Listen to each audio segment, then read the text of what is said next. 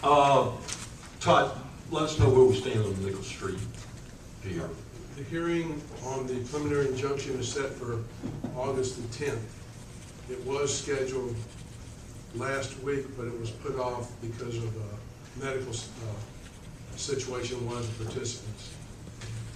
And it is set for the 10th, and we have a lot of community participation, which was very helpful to me. And that's a preliminary injunction. Yes. Okay. Would you kind of explain what that is for good folks? Well, whenever a action is about to be taken and somebody objects to that action being taken, in this case building a deck down by the bluff at the end of Nichols, a party can file a lawsuit and ask a judge to immediately restrain the action and issue what they call a temporary restraining order. And that the judge can do that with only listening to one side, not even listening to both sides of the case. Once that order is put in place, the judge has to set a hearing within a short time frame to determine whether that temporary restraining order should stay in place or whether it should be removed.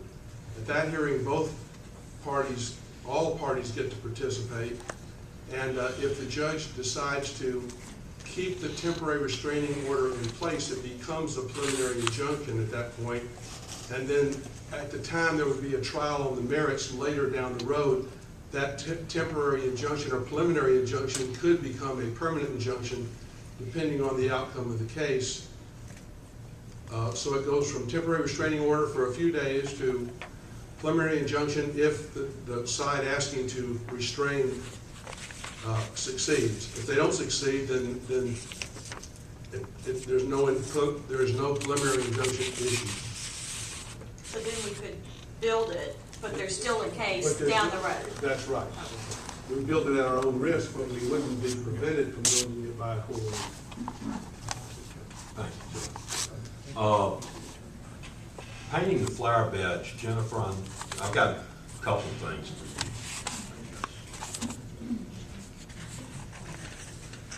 you. Good evening. We did paint the ones on Magnolia, and we tried that reflective paint. It didn't work. You cannot see it tonight. So we did try another way. If you looked at the ones on Fairhope Avenue, we striped them vertically. I think we've decided on the solid stripe around the curves, which is Plan C. Okay. It's okay, Mayor?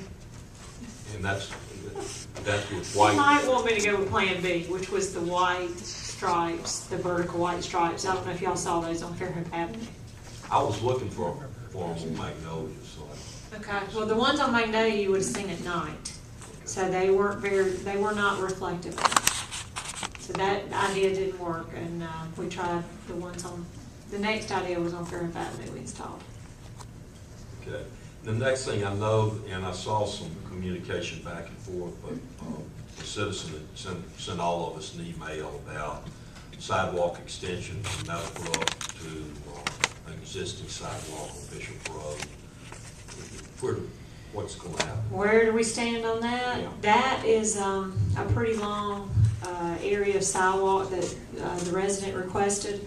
And on any of those long areas of sidewalks, I always add them to a list. And right now, that ongoing list that's been going on since probably 2005 is about 3.5 pages long.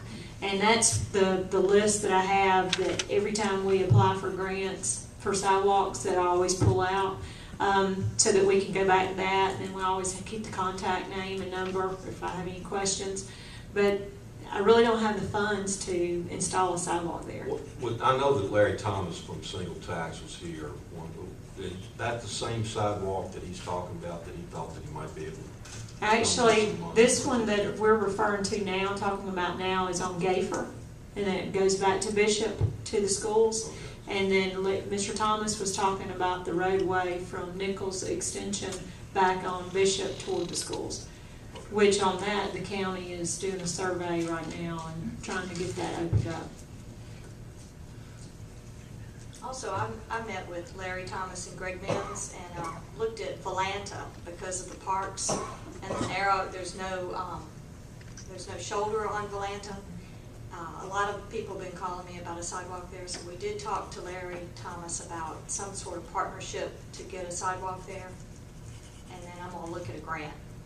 Maybe between the three of us, the grant, single tax and us, we might can at least move that one forward. Yeah, I think that was probably the number one I think that's sidewalk that we ought to do, because it's right there at the ballparks. It's really needed. There's children on that road a lot. It's been on the list and has been on the list for many years. I had the county look over that list several years ago to see what else they would consider helping us with. And at that time, they didn't have any land around that, any colony land to donate back into it. But they might have some pieces along the line they might be able to help with. And that's all I have. But I've got a couple other things, and I guess for the mayor of Greg, we got a letter talking about the Summer Lake subdivision and the street lights and taking that up. Where do we stand with that, Mr. Mayor?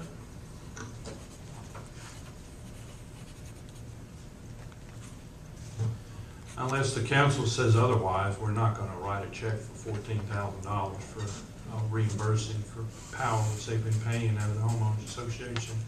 Once those things are accepted and turned over to the city, we've always maintained and taken care of. For whatever reason, we're not gonna start a precedent by somebody else's failure to come forward unless the council says otherwise. They never came forward and asked the city to take over. Not That until was we receive that letter. That's correct.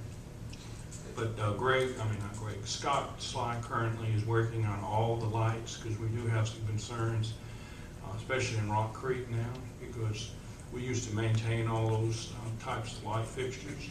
Riviera doesn't use that type of light fixture, so you can imagine all of a sudden they put up 18 ugly-looking lanterns, which doesn't even match what they have, and so they're a little concerned. So we're working with Riviera to resolve that.